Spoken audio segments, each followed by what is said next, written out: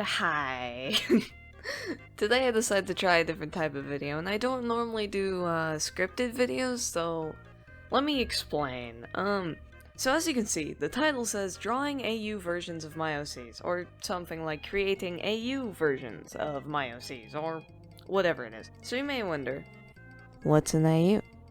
So basically, let's say you have a character, right? And they live in this story, and that's their canon event, basically. That's their actual character and all that stuff. Well, an AU is just like, what if this? And basically reimagining the character if they lived in a different life. Some people also do stuff like my OCs if they didn't have trauma, which is also fun. So I figured I'd try that, but I have a whole list of AUs to do, and today is only covering the first one. This video basically just shows my drawing process and talks about the character themselves and their actual story. Also, hey, I left all of the AUs up to votes in my Discord server, so if you want some input on these before I make them, you should join. Now, I've already started on the line art process as I've been talking, and I draw in a lot of different art styles, but the one I'm doing today, I tend to use a small brush size with a smooth, little to no texture brush. And try to be clean with my strokes, like as clean as I can. I'm pretty bad at that. And if my lines are like too big, I go back over them with an eraser brush to make them smaller, same with just cleaning them up more. I basically just try to mimic a simple anime line art. I do this type of art style in the next piece as well. Since I'm just doing the line art, I'll describe the character a little. This is 9, or at least he's referred to as 9 by his higher-ups and fellow soldiers. He joined the Titanobi military and was given this name by his recruiters for classified and personal reasons. Titanobi is the homeland for the Henshin species, which is the oldest and arguably most prominent species of Ani. Ani being their planet in an entirely separate dimension from Earth. 9 himself is a Henshin, which are usually described as tall, strong, horned humanoids with tails, sharp teeth, and claws. 9 joined after being plagued with something called darkness, which is what the military is currently fighting against to preserve the land and save their people. It was sealed away in yet another dimension thousands of years ago, and over the past few months has started sprouting from the depths across the world, but most notably in Titanobi. Now, since we're getting closer to when I start to draw the clothes, I wanted to give him a very fancy look, aristocrat almost sort of look. I can't really fully explain it, but you'll see what I pull up soon. I grabbed all of these from Pinterest and use them as my references, so, I own none of these images. As he was a rookie soldier, he was placed in a squad with several other new recruits. 9 had aroused suspicion within this group, and it spread through the ranks. People noticed his body was covered in tiny scars, head to toe. He had no mouth, and his hands floated separately from his arms. His blood was purple and constantly oozed from his scars and his hands. His mind failed to work the same as others. He had odd behaviors that people found creepy and concerning. And since he had no mouth, it was very difficult for many of the soldiers to commune with him. There was one, however, that saw past all of this. He was a short Henshin named Akimi. He did not at all seem fit for the life of a soldier. He was shy to approach at first, but over time revealed he was loud, excitable, and very bubbly. He bonded with 9 even with his lack of speech and their differences, and made sure to keep him company. They became close friends, and after being sent with other squads to deal with darkness, they were both moved into their own group. The general had realized that these two did not fight normally, and though they were extremely useful, had to be shifted. They were seen as too chaotic for the regular squads, but were not strong enough on their own to be placed into higher ranks. So, they figured having some wild cards wouldn't be too bad of an idea, but they continued their regular training, of course. Later, 2 others were added to the squad.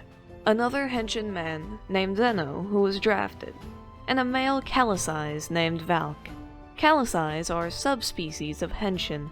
Their great ancestors parted ways thousands of years ago, and the Kalasais grew to develop very different traits. Lighter bones, smaller structure, and the easiest way to tell them apart, wings. They, as a group, began to learn about one another and understand that they are all in this together, whether they like it or not. These are their new teammates, and they are all here for a reason.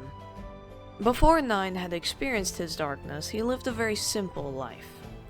His brother, who will not be named, was the more important one in the family. Though 9 loved his family and they loved him back, his brother was a very different man. He was always very social and pursued certain works or arts that were extremely promising. 9, on the other hand, was a very quiet boy for most of his life. He did not mind social interaction, but did not seek it, and whenever he was involved, he never behaved as well as his brother. He was not rude, but he did not show much interest in anything really. This was a problem in other fields as well. As in school or life in general, he didn't really pursue anything promising. Now I'm getting close to when I do my coloring, but I decided to skip all of it, otherwise it'd make the video like 50 minutes long. I don't know all too well how to explain how I color, I just kind of pick colors I like. But yeah, anyway, poof. I can describe my shading. Generally I don't usually shade like this, but it's a very pretty way to do it, so I figured I'd do it for a couple of these drawings. Both of these have the exact same shading style, so, you know.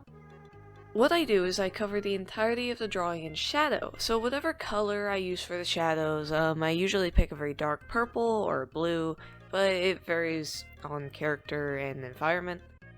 After I do that, I begin to erase the areas where light may be shining. So for this, I want to have him mostly facing away from the light, but still have it above him. The majority of him is going to be in shadow, and around his sides and the top of his head, there will be light shining on him. And now going back into story mode. Once he decided to begin working at around the age of 18, he didn't look into any real jobs. Instead, could only really be described as a worker in a very broad term. He would do odd jobs, or any jobs in general that people would offer him. He did not care if it was as simple as doing dishes for someone or something highly illegal, as long as he is not blamed for it. He became well known in primarily the criminal side of his city, so much so that he would receive multiple requests a day. He started making contracts for others to sign, in that he would only work for them if he was not at all blamed or included in any of the operation, and he would not subject to murder or any form of harm unless it was self-defense. When 9 became victim to the darkness, he had just completed a job and was overwhelmed by some ghostly figures that seeped into his head and fully corrupted his body in seconds. His mind was shattered in moments, and his body became twisted. Darkness has many forms, powers, and effects. Not too much is known of it other than it is considered a disease that makes you psycho. Some victims became feral, others become sadistic. No matter what happens, it twists your head and warps your mind. 9 suffered such damage that people are unsure what happened. Most think that instead of making him a rabid beast, it broke him so much that he lost most brain function. And the only thing keeping him living is the darkness that pulses through his veins. For 9, although he has gone through many changes, many parts of him are still there. He is a broken man, but deep within himself, his true intentions, thoughts, goals, feelings, and even more still dwell. Coming from me, I do want to turn this into really something one day. The entire story in itself, and I'm very shy about talking about it, but I do love it. I have worked on panels, animations, an entire D&D campaign of this universe. I've built it from the ground up. One of my favorite ways to describe 9 as a character is, I see the world through these broken eyes. This statement comes from the story directly and has a lot of meaning behind it, both figuratively and literally. 9 is a shattered husk of what he once was, and as one of the main characters that the story follows, he will always remain a mystery. All in all, this is kind of stupid to say, but from an outside perspective, he's basically the edgelord of the squad.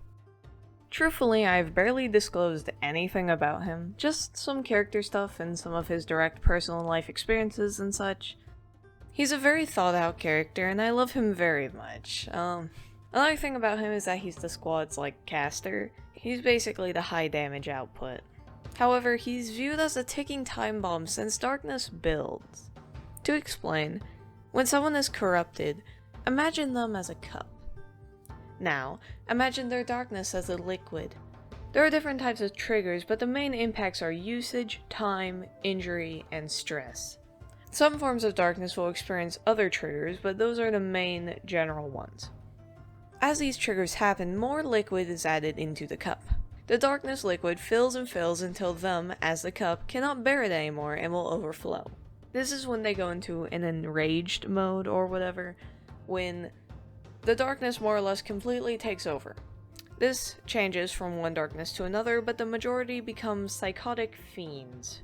Murderous, mischievous gremlins, and half of them will go feral and try and kill you. Everyone's cup is a different size, so some can handle more than others, and everyone's darkness is different. It, in itself, is an entire aspect of the universe, and once someone is corrupted, it cannot be undone. We're now approaching the end of my drawing process. I kinda just add highlights to things, add glows, and begin to work on the background. I didn't completely know what I wanted to do for the background, so I decided to just go for lights and pretty colors, mostly. I contemplated doing a runway, but strayed away from it since I felt like it wouldn't look very good. I also felt like dabbling into more of his darkness in the background by adding a bunch of hands, which you're about to see, but then I hated it, so I got rid of it. But all in all, I really like how this came out. I love drawing him in a fancy way instead of his usual disturbing or menacing drawings of him, if that makes sense. But I love those too. It's just nice to draw him differently. I hope you are enjoying the video so far, even though this entire thing is very new to me. I'm gonna let you enjoy the music for a little before I show the finished result.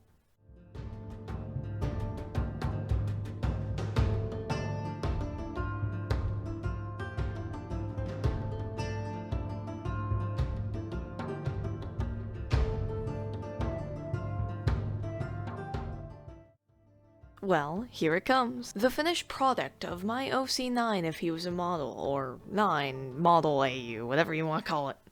I really quite like this. I love the colors I picked, I love his clothes, I'm very happy with it, and I hope you had fun watching me draw. I have plenty more of these to do, so if you did enjoy, let me know by liking the video or leaving a comment. I'd very much appreciate it. Anyway, have a nice day. Bye!